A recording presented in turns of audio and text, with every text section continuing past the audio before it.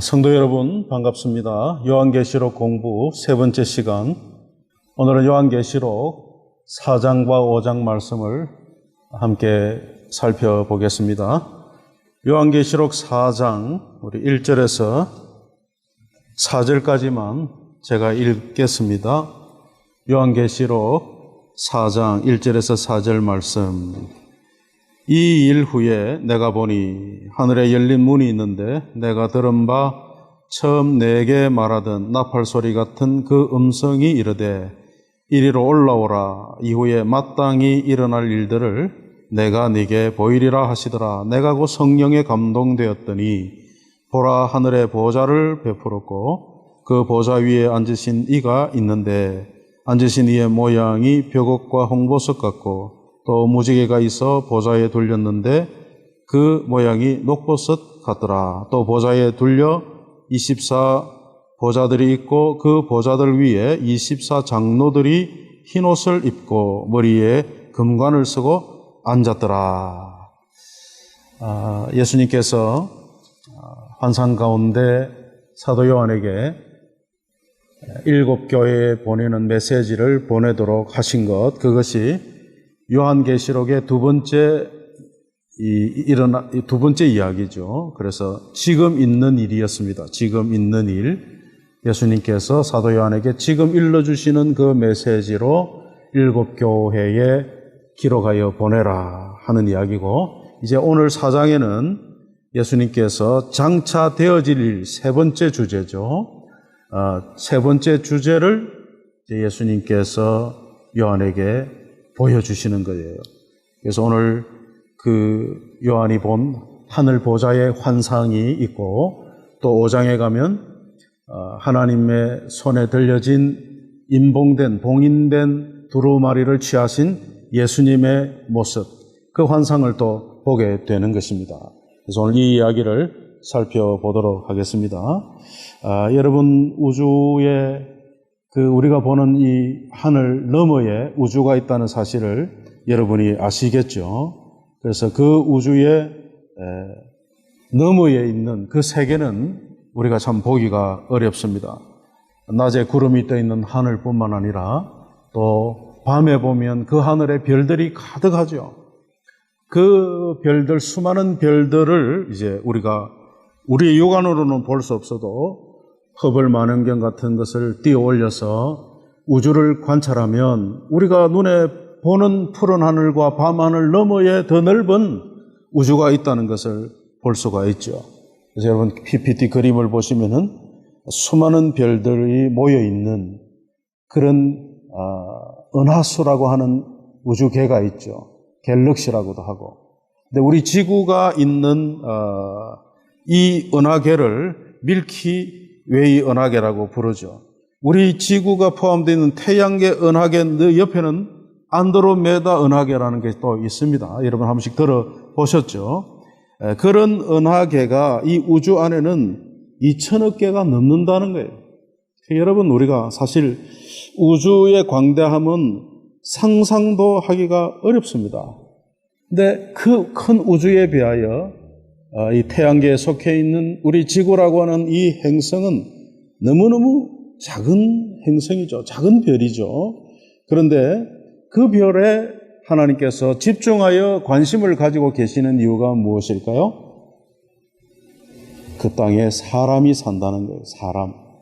하나님이 지구를 만드시고 지구에 생명체를 두시고 특별히 그 모든 만물을 다스리고 관리할 수 있도록 하나님의 형상을 닮은 사람을 지으시고 그 사람들을 통해서 하나님께서 영광을 받으시기를 원하셨죠. 그래서 세상에 하나님이 관심을 가지고 계시는데 그 이유는 이 땅에 살고 있는 하나님 나라, 하나님께 속해 있는 하나님의 백성, 교회가 있기 때문입니다.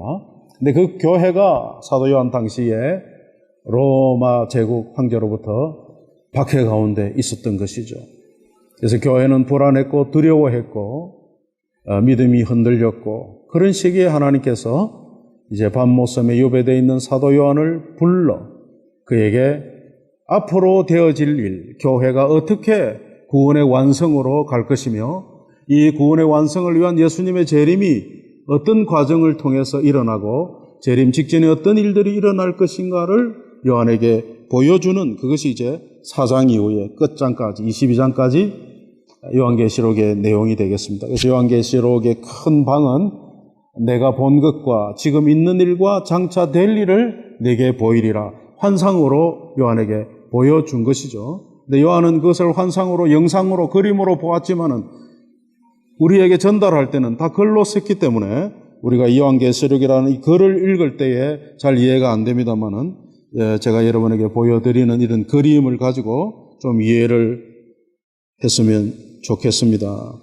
그래서 일곱 교회에 주시는 말씀 지난 시간에 살펴보았지만은 우리가 오늘의 교회로서 잘못되고 또 빗나간 거 있으면 바로잡고 회개하고 하나님께로 돌아와서 우리가 믿음을 지켜 주님 만날 그날까지 우리의 믿음 생활을 하는 것이 중요하다 그 말이죠. 안 그러면 악한 세상 심판할 때 우리가 거기에 넘어지면 우리도 그런 망할 수 있는 그럴 수 있다는 것입니다. 그래서 경각심을 가지고 우리가 이 일곱 교회에 보내는 편지 그 내용을 살펴봤고 이제 이 말씀 이후에 앞으로 악한 세상이 어떻게 심판을 받을 것인가에 대한 계시를 사도 요한에게 보여주시는 겁니다. 왜 예수님께서 이런 것을 미리 보여줄까요? 장차 될 일이면 안 보여줘도 되잖아요. 근데 사도 요한에게 장차 이런 일이 일어날 거라고 하는 것을 보여주심으로써 무엇을 위한 것일까? 성도들로 하여금 깨어 믿음을 지키라는 겁니다. 성경을 안 믿고 또 성경을 모르는 자들은 앞으로 예수님이 말씀하신 이런 일들이 일어나도 뭐 대수롭지 않게 여기겠죠. 야, 그런 일이 일어났나 보다. 그런 재앙이 닥쳤나 보다. 그것으로 끝나겠지만은 성경을 알고 믿는 성도가 때로 믿음에서 떠나 헤매다가도 성경에 있는 내용으로 그대로 일어날 일을 보면서 어떤 일이 생길까요? 야, 예수님이 말씀하신 그대로 되는구나 하고 경각심을 가지고 회개하고 깨어서 다시 주님의 품 안으로 돌아올 수 있는 그런 은혜의 말씀이기 때문에 이 말씀을 미리 기록하여 우리에게 주신 것입니다. 그래서 요한은 환상 가운데 성삼위 하나님께서 계신 하늘 보좌를 보게 됩니다. 여러분 하늘에 문이 있다는 사실을 여러분이 아시면 좋겠어요. 물론 우리가 생각하는 그런 문은 아니지만 그림에 하늘에 문이 있는데 그 열린 문이 있는데 그 문은요 사람이 들어가고 싶다고 마음대로 들어갔다 나왔다 할 수 없는 문이에요. 오직 하나님께서 열어주실 때에만 그 문을 통해서 하늘의 영광을 볼 수 있는 것이죠. 그래서 요한에게 하나님께서 그 기회를 주십니다. 성령에 감동되어 요한의 영이 하나님의 부르심을 받고 이리로 올라오라 그 명령을 받고 요한의 영이 그 문을 통하여 하늘의 보좌를 보게 됩니다. 4절의 첫 번째, 3절에는 그 보좌에 앉으신 하나님을 뵙게 되죠. 그 다음 장면에 이제 그 보좌에 둘러선 존재들을 그려 놓았는데요. 하나님의 보좌가 비치는 빛들이 전부 보석 색깔이죠. 벽옥과 같고 홍보석 같고 무지개가 있고 보좌에 둘렸고 녹보석 같더라. 하나님이 보석이 아니죠. 보석과 같이 찬란한 영광 가운데 있다는 것을 우리에게 보여주고 있는 거죠. 영광 가운데 하나님께서 계시고 그 보좌 주위에 둘러선 이들이 있는데 물론 예수님도 계시고 5절에 보면 보좌로부터 번개와 음성과 우레소리가 나고 보좌 앞에 켠 등불 7이 있으니 하나님의 7영이라.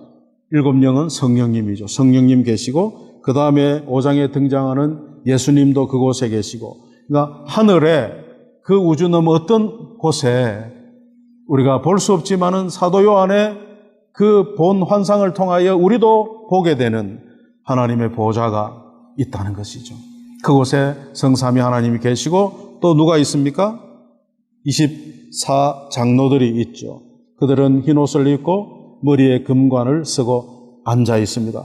그러니까 하나님 보좌가 있고 그 주변에 24장로가 둘러서 앉아 있고 그 24장로가 누구냐? 모르죠.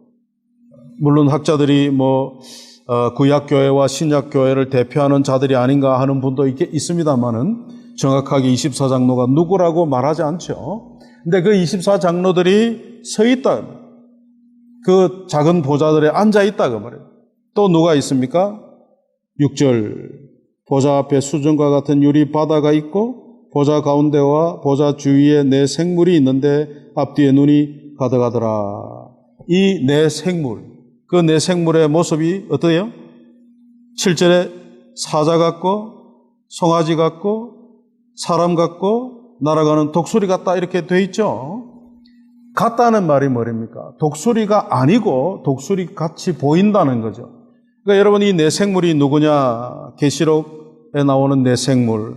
이 네 생물을 이 하늘 보좌를 본 선지자들이 또 있죠. 에스겔이나 이사야나 다니엘 같은 선지자는 하나님의 보좌를 구약 시대에 본 적이 있습니다.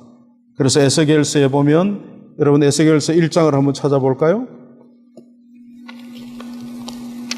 에스겔서 1장, 우리 에스겔서 1장을 한번 보시면 에스겔서 1장 10절을 한번 보십시오. 에스겔서 1장 10절 거기 보면 1절부터 볼까요? 에스겔서 1장 1절에 보니까 30째 해 넷째 달 초대서에 내가 그발 강가에 사로잡힌 자 중에 있을 때에 하늘이 열리며 하나님의 모습이 내게 보이니 에스겔에게 하나님의 보좌를 열어주시고 에스겔의 영으로 하여금 하나님의 보좌를 보는 놀라운 영광을 누리게 했죠. 그런데 거기에 이제 10절에 가며 그 얼굴들의 모양은 넷은 앞에 사람 얼굴이요, 넷은 사자의 얼굴이요, 또 넷의 왼쪽은 소의 얼굴이요, 넷의 뒤는 독수리 얼굴이니.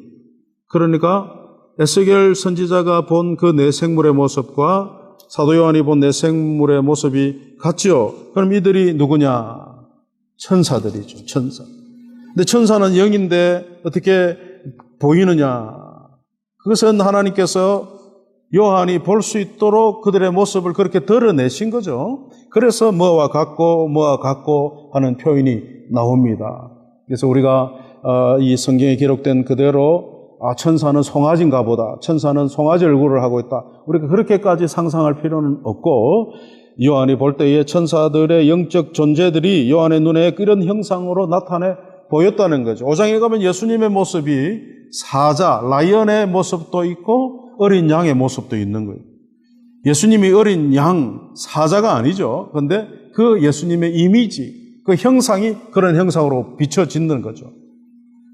그래서 이런 모습들을 환상 가운데 사도 요한이 본 겁니다.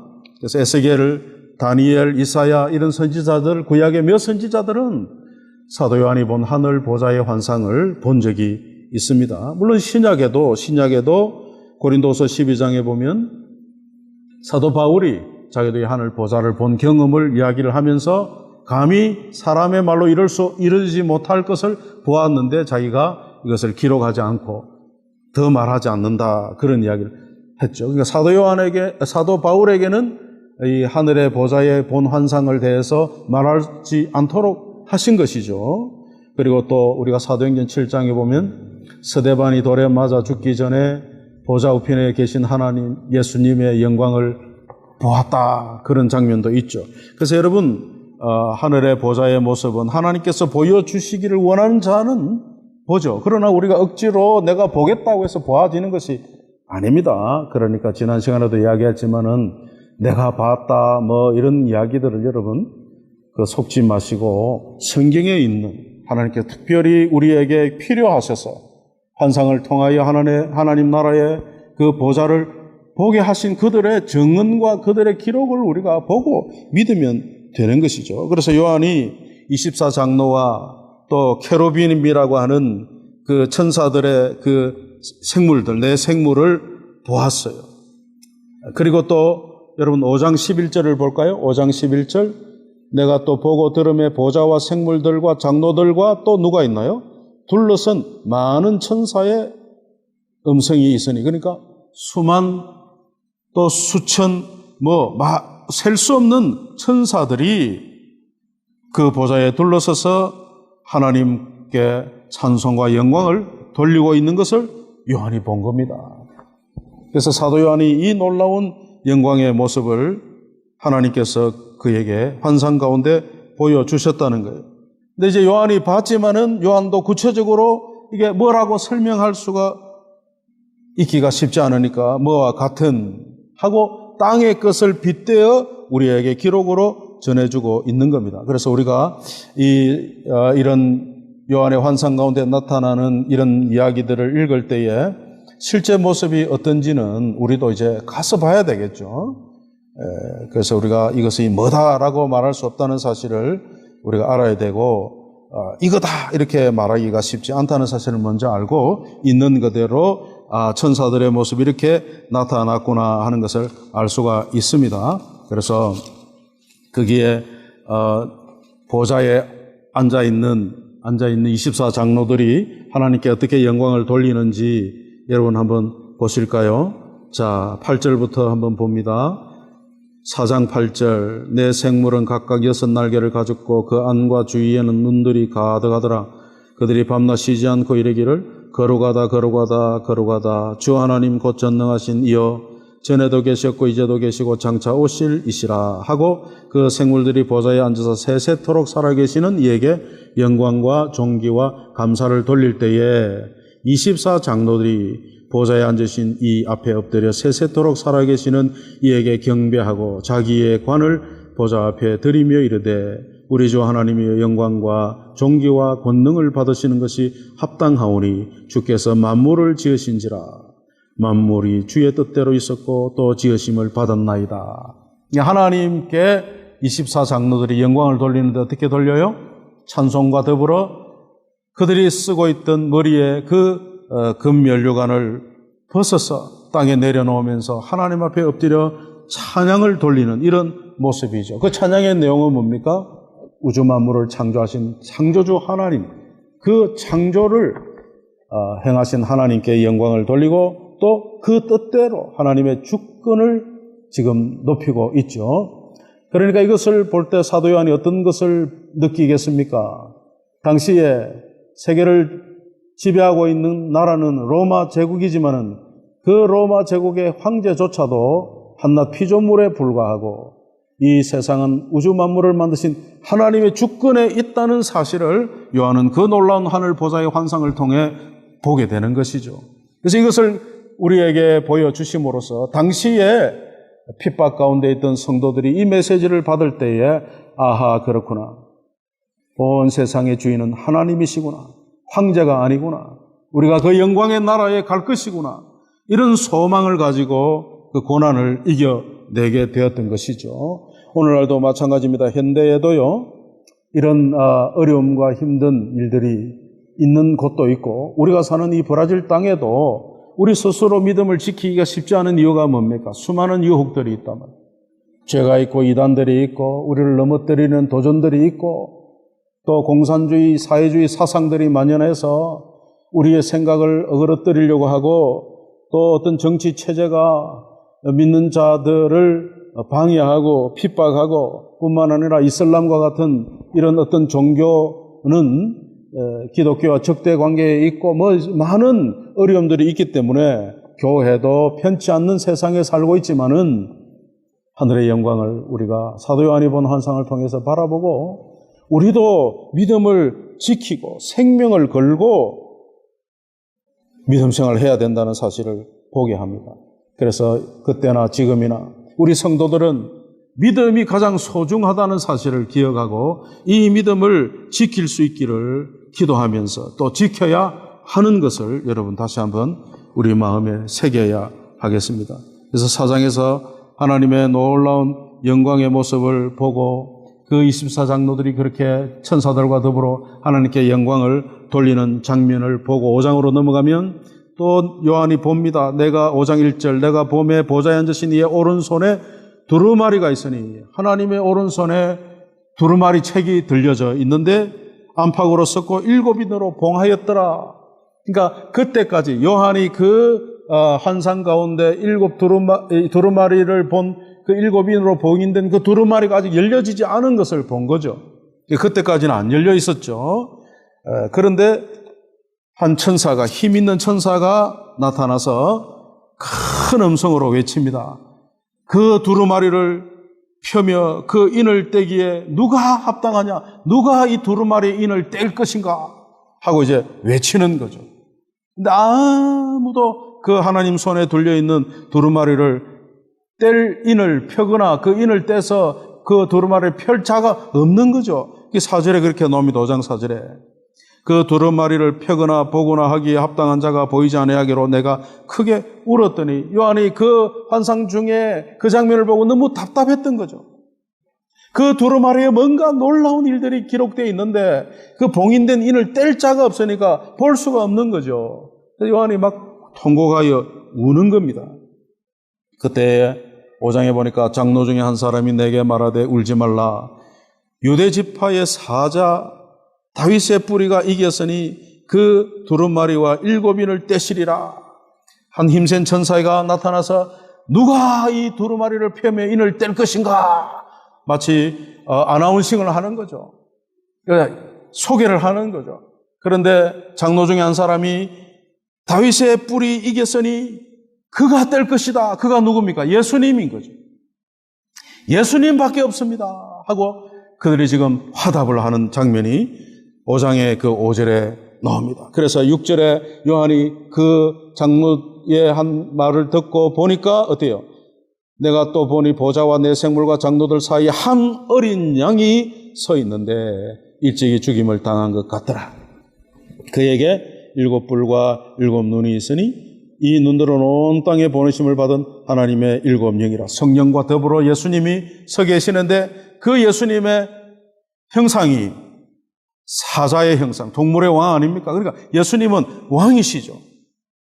또 예수님은 왕으로 이 세상에 오셨습니다마는 자기의 몸으로 우리의 죄를 대속하신 십자가에 죽으신 어린 양으로 또 그 구원의 역사를 이루셨죠. 그래서 사자와 어린 양의 모습을 가지고 나타나 계신 것이죠. 그리고 7절에 보니까 그 어린 양이 나와서 보좌에 앉으신 이의 오른손에서 두루마리를 취하시니 하나님의 오른손에 들려있는 봉인된 두루마리를 예수님이 취하여 그 인을 떼시는 거죠. 그래서 그 인을 떼실 때마다 이 땅에 큰 재앙이 임하는 것을 보는 것이죠. 그것이 6장부터 나올 텐데 오늘은 서론적으로 그 예수님께서 두루마리를 받으시고 예수님의 그 심판이 시작되는 것을 이제 보게 되는데 마태복음 28장 18절에 예수님께서 하신 말씀이 뭡니까? 하늘과 땅의 모든 권세를 하나님께로부터 위임받은 사실을 이야기하시죠. 그래서 5장 8절에 보면 그 두루마리를 취하시며 내 생물과 24장로들이 그 어린 양 앞에 엎드려 각각 검은고와 향이 가득한 건대집을 가졌으니 이 향은 성도의 기도들이라. 그들이 새 노래를 불러 이르되 그 예수님 앞에 또 모여있는 24장로 내 생물 천사들이 예수님께도 놀라운 영광의 찬송을 드리는 것입니다. 그 찬송의 내용이 9절에 나오죠. 두루마리를 가지시고 그 인봉을 떼기에 합당하시도다. 일찍이 죽임을 당하사 각 족속과 방언과 백성과 나라 가운데서 사람들을 피로 사서 하나님께 드리시고 그들로 우리 하나님 앞에서 나라와 제사장들을 삼으셨으니 그들이 이 땅에서 왕노릇하려도다. 예수님의 무엇을 찬양하고 있습니까? 십자가의 희생과 그 예수님의 놀라운 구원의 은혜를 찬양하고 있는 것이죠. 그래 여러분, 우리 하나님과 우리 예수님과 성령님은 하나님 백성된 우리로부터 이 영광의 찬송을 합당히 받으셔야 할 하나님 되신 것을 우리가 알아야 됩니다. 사도 요한 당시에 로마 황제를 우상으로 섬기던 시절입니다. 근데 로마 황제가 하나님의 영광과 예수님의 영광 앞에 아무것도 아닌 한 피조물이 불과하고 그의 영광은 한마디로 무너질 수밖에 없는 그런 영광인 것을 보죠. 세상의 모든 우상이 그렇습니다. 지금도 사람들이 관념 속에 어떤 신을 만들어내거나 또 손으로 어떤 조각을 통해서 형상을 만들어내거나 이런 모든 사람이 만든 것은 우상이죠. 오직 스스로 계신 우리 하나님만이 우리의 참 신 하나님이 되시는 것을 우리는 알아야 됩니다. 그래서 우상들 앞에 절하고 또 그들을 잘 달래서 복을 받고자 하는 이런 모든 잘못된 어떤 우상 숭배에 우리 그리스도인들이 빠지면 안 된다 그 말이에요.